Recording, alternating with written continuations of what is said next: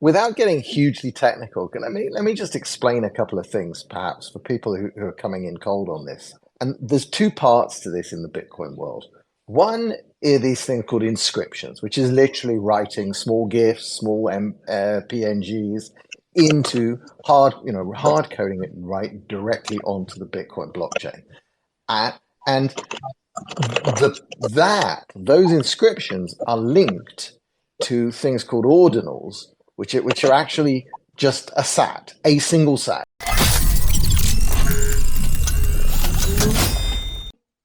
On Bitcoin, everyone's going crazy about the what they technically call inscriptions, but people just call them NFTs because it's just easier.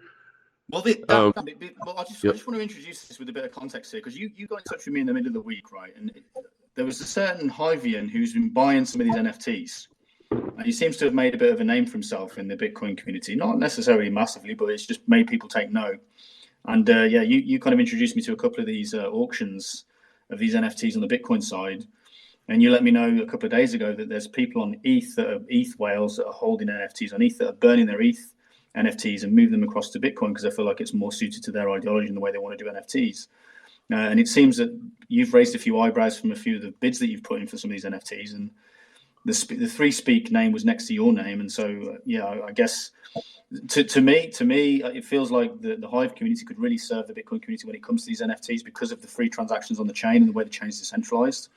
There's no pre-mine, no ICO, no company, no CEO behind the project. So it's like it's in the same ethos as Bitcoin, and it would allow them to do free transactions and things like that on their NFT trade. So all we got to do is build a wrapping system and get them moved across, right? And I wondered your thoughts on where you think that might end up going, and any other information you've got from your interactions with the Bitcoin community this week.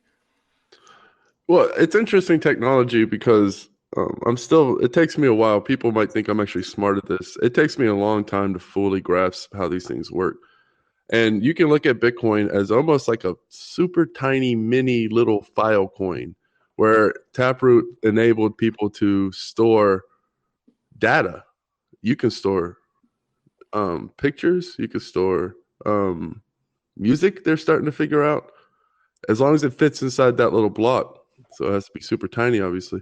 So people have been making what you would call real NFTs, on-chain NFTs. On Ethereum, you post basically a link on-chain to Ethereum that links to a site where the NFT is hosted. And obviously, if the site goes down, then you just have a broken link and it pretty much breaks the NFT. Where on Bitcoin, it's actually a full. And this is technology that's different than Hive. The comment I was going to make is I think it's kind of funny how encryptions have gotten so popular lately. And on Hive, you could technically say our comments are encryptions or inscriptions. So these things are technically NFTs because they're on chain, they're immutable. So each one of these little Leo threads is like a little NFT. While people are going crazy about what's going on in Bitcoin, it's like we're over here making NFTs just on the casual. Obviously, we can't store images or anything like that on chain because we're a text layer. But yeah, I was just going to make that comment. But I think I've always liked Bitcoin. I've always liked Bitcoin. The problem I saw was the incentives for long-term mining. A lot of people didn't take that seriously. A lot of people, core devs, even thought, well, let it go to zero. Somebody will run it. I was like, yeah, that somebody will be freaking Chase Bank and all the rest of them that we don't want running it. Without incentives, then normal people aren't going to get involved. But now you see a little window here because now the blocks are always full. People are paying higher and higher dollar to get these encryptions. In a world where, let's say, it does take off, because I don't like to be in the middle road. Let's just hypothetically say it is successful and people do want to put NFTs on Bitcoin inscriptions and they're paying higher and higher and higher fees. Well, you just kind of solved the mining incentive problem there in a little, maybe not fully, but it definitely is a step in the right direction. Maybe you make the block to 8 megs. Ooh, it's not, it's not terrible. It's like what? Adding an extra 200 gig a year. Like that's nothing, right? So we can't be too scared to do that. And you can do that through a soft fork. They've already proven they can.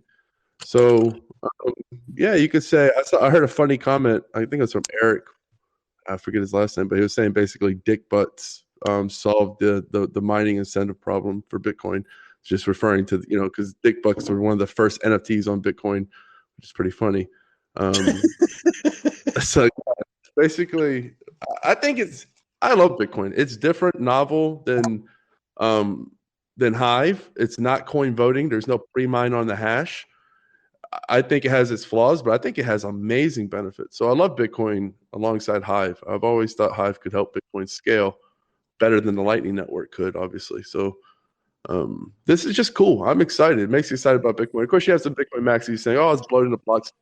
And I just laugh. I was like, "Well, then why did you make the damn thing 4 megabytes if you didn't want people to put 4 megabytes worth of data on it?" How can you get angry for you're the prem? That's like us getting mad, like, damn it, there's 20 witnesses. It's like, well, we made it that way. I don't understand. So yeah, it's kind of funny in that regard.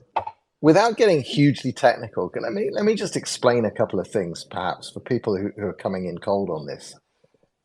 What happened, it's like the Cambrian explosion. Like it's I think it's 2 weeks ago that basically one guy put out a piece of software, and there's two parts to this in the Bitcoin world. One are these things called inscriptions, which is literally writing small GIFs, small PNGs into hard coding it right directly onto the Bitcoin blockchain, and those inscriptions are linked to things called ordinals, which are actually just a single sat. There's 21 million Bitcoin, and each Bitcoin is 100 million sats. So there's 21 trillion or whatever the number is sats, and those sats can be viewed in this way as unique, and that breaks fungibility. That breaks the idea that every Bitcoin is equal to every other. So that's caused maxis and the whole currency people to get a bit bananas. They don't like that. And then there's the extra data, and the reason why the extra data is suddenly okay, why people have suddenly realized they can put this extra data on Bitcoin, is that what they did was they added like a little discount. So they had this block size, but they said, you know what, if you put data in this structure, then it doesn't have to be stored kind of on the main chain, and you can have a big 4x discount for writing it there. And that's what's being used for these inscriptions. And like Dan, you said we don't put images on Hive. Well, we could easily take the kinds of images that are winding up on Bitcoin are pretty small, low res, JPEGs and PNGs and stuff. We could take those quite easily and encode them directly into Hive. In fact, while you were talking, Dan, I was just thinking I could probably write some software that took every single inscription written on Bitcoin and write it to Hive. Just copy it to Hive. Just make a backup. Because it's such an insignificant amount of data compared to what Hive chugs through. We could do that. And couldn't you also do like a torrent style where you have bits of information in each block, and then you program something to grab all those bits together to make it into something useful? I believe that's what they are kind of doing, in that sometimes some of these things are getting bigger than they can put in one inscription, so they're putting them in multiple, and then they're obviously going to code up. I mean, it's almost back to, if depends how old people are. If you remember downloading images from Usenet, and you'd like get 8 messages, and then you'd have to like convert the image from text and base 64 and in and out and joining them together and trying to find the 7th message out of the 12 you needed, and then you get a low res JPEG of a naked woman, and that's kind of what Bitcoin is now doing. And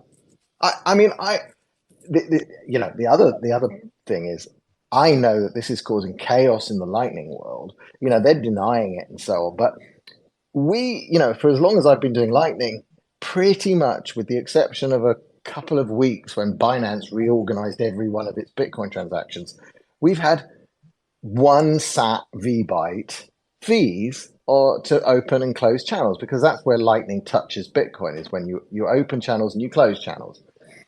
And so you do those channel transactions, and you want to do them as cheap as possible, because you just don't want to waste sats on that stuff.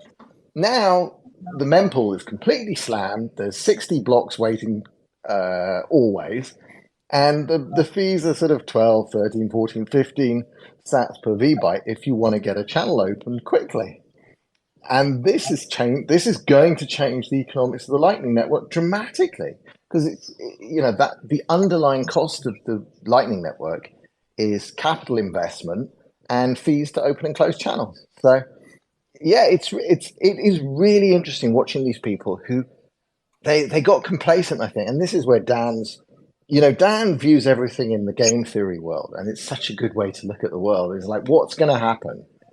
And the Bitcoin people are stuck. The hardcore maxis, they were stuck in this. Well, we've got the perfect system. We don't need your shit coins. Nothing of this is relevant to us, and we're just going to cruise along. Yeah, they had it easy. So they did, and I think this does make. I'm nervous about Lightning. I've invested a lot of time and energy in bridging Lightning to Hive. I don't think Lightning's going away. I don't think the investment will stop, but I think this might well hasten what Dan has always said and what I also believe, which is that some very large entities will end up being the main routing points, and they'll do it for free notionally, but then data will be for sale. Yeah, Lightning Network's not going anywhere. If Bitcoin succeeds, Lightning Network's going to succeed if they cap the block size. It's just going to be centralized, but it's highly convenient for a business anywhere in the world. So I'm not saying it's a bad technology. Even if it's centralized, it still helps a hell of a lot of people, because now they can connect and they don't have to use the Swift system, and they can run their own node as a business. And I'm sure there's going to be professionals that do that for a living that help people. So it's definitely not going to go anywhere. It's just not going to be censorship resistant, or it's going to have diminishing effects on censorship resistance. Like the masses aren't going to use it, basically. Like me and you can use it if we're in a desperate situation, but the masses aren't going to do that. And really, there's no way around it unless you use a DPoS-like system, an electoral system. You have to run your own node. Like there's no magic way to connect without a node. Somebody else is going to have to run your node. And if they're not elected by a distributed stake and they have incentives to be there that aren't aligned with, owning your data, basically decentralized funding, then, it's going to be a centralized person running that node, because no one's getting a free lunch here. They're going to, nobody's going to assume the risk for free. Only people that say, hey, you're the product now, so I'll do it for free, but you have to KYC. And the masses will happily do that. What we have to build, but people also forget, Bitcoin's there. You don't have to use Lightning Network. You can build an adjacent protocol that lives on top. That's something we can use Hive for, that does have decentralized incentives, that does have an electoral process for the Lightning Network node runners, and has backups. And you can have some kind of system like this, and it's not VC backed, and it might not be as popular, but it will gain enough traction where people can use it as an alternative. So there at least has to be a counterpoint. And when will it get popular? Well, somebody's like, hey, I want to make a payment, and their node that they rely on, Stripe or whatever it is, Jack Dorsey's owned company, whatever it may be, Cash App.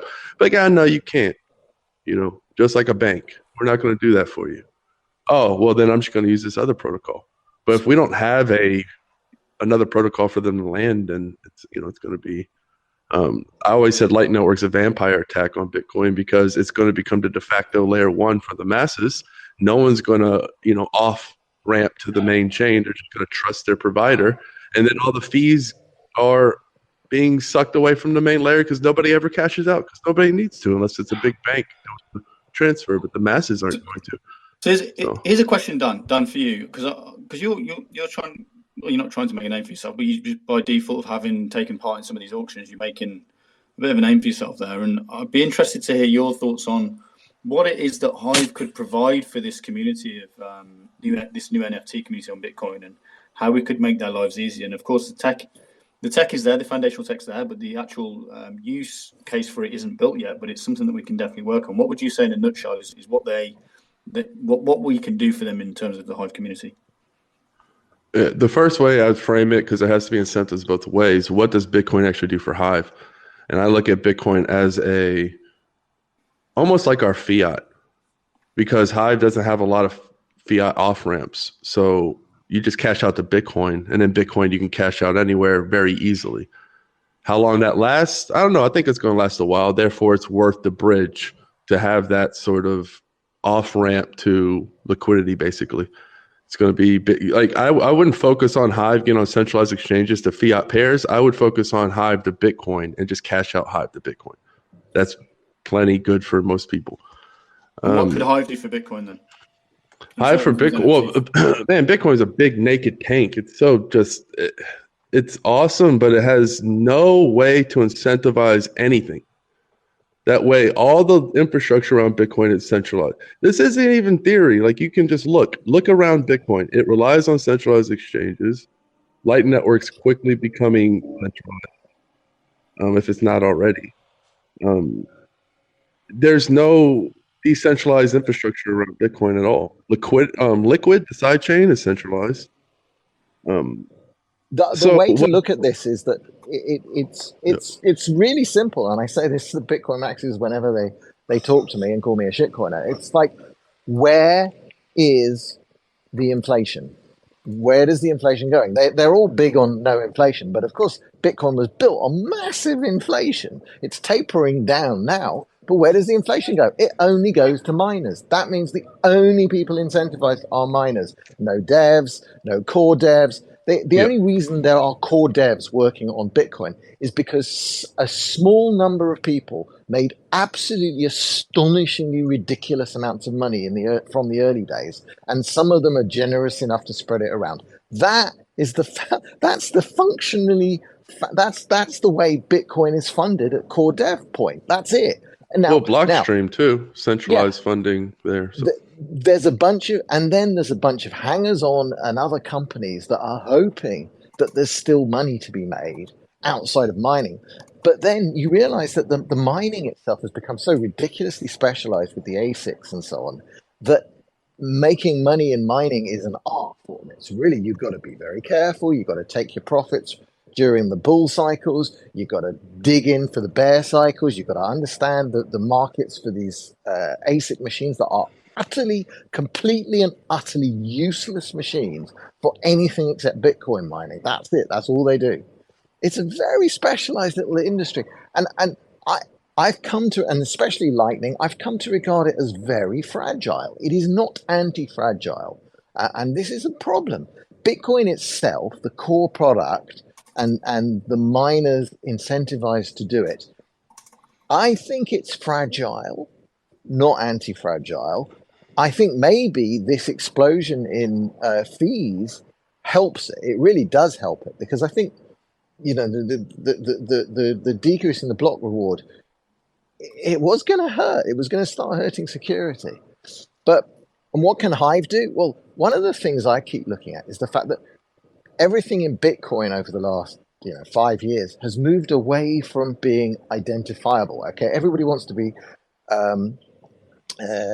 pseudonymous, totally anonymous. They want anonymity. They use a different account, a different wallet address for every single transaction. That's the way you're taught to do it now. You must use, and maybe you run everything through mixers and so on.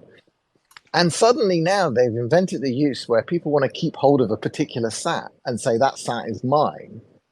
Well, that goes against all of the identity stuff that the privacy stuff they've built into it over the last few years. And I don't see how you join the two together. And that's where Hive is so brilliant, because, yeah, sure, you can spin up an anonymous account if you want immediately, but your main account is linked to you with a reputation. That's where you want to store things. So yeah, I would see Hive as sort of a blanket, and it's sort of glue. So I don't think the best technology always wins. I think Bitcoin is very unique technology. I'm not saying Hive is better or Bitcoin is better in that regard. One's coin voting and one is electricity hash machinery voting. Neither has a pre-mine. So it's I look at it almost as insurance to coin voting and vice versa. What the big problem, as you just pointed out, is there's no incentives for devs. There's no incentives to run infrastructure. The layer twos are going to fail to being centralized. So there's a lot of problems there. What Hive can help is if we look at it as our fiat off ramp. We look at it as sort of, okay, we need you, you need us.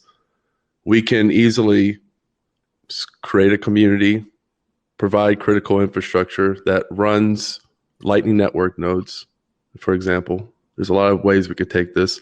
Let's say you make a DPoS whack-a-mole Lightning Network, and you have that incentivized and has nothing to do with Bitcoin. And I have the same philosophy with Hive. People say, I have a community, how do I bring it value? I was like, well, games are fun. Why don't you create a game that only uses your community token and it burns it instead of a CEO getting it?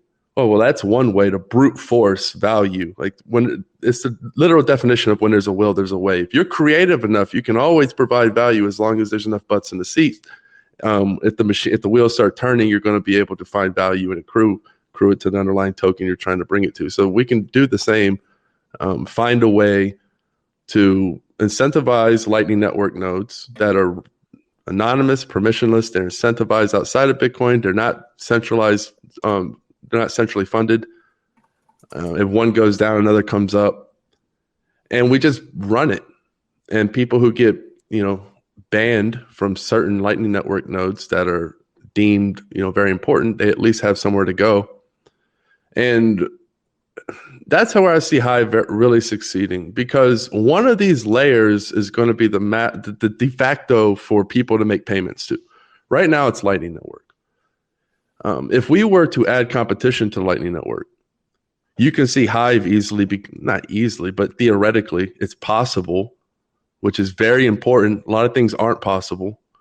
It's very possible for it to be the layer that mass adoption used for payments, as long as it's easily connected to Bitcoin. Lightning Network isn't something that came out of the layer one of Bitcoin. They built it on top of Bitcoin and they bridged it. The same thing you can do with Hive. Hive can be Lightning Network. Like, this isn't some Bitcoin-only code Lightning Network. This isn't some. It can easily be Hive, that technology. We just bridge it to Bitcoin, do it in a better way, and then say, look, because there's two crowds. There's people who believe you can do it without incentives, which is a scary amount of smart people. And then there's people like us who say, well, you have to have incentives, because if you don't, someone's going to find an incentive, and it's going to be Chase Bank. I don't know why I always say Chase Bank, but it's just some bank. I always picture some bank. But some big centralized entity with unlimited funds is going to come in, and they're saying, we just want your data. And the masses give it up. So that's what you're fighting against. I'd like to add something to this section. There was a tweet by Addicted earlier today, I think. I'm just posting this as a thread here. So it should be, if you refresh your screen, it's the last thread. And Addicted says, Bitcoin can pay anyone to work. Sorry, start that again. Bitcoin can't pay anyone to work. The only work that proof of work pays for is security. Hive can pay anyone for anything. And this is the core difference here.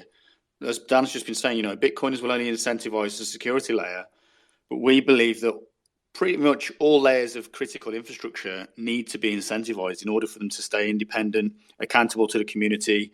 If we can get a way to elect them in via DPoS as well, that's even better.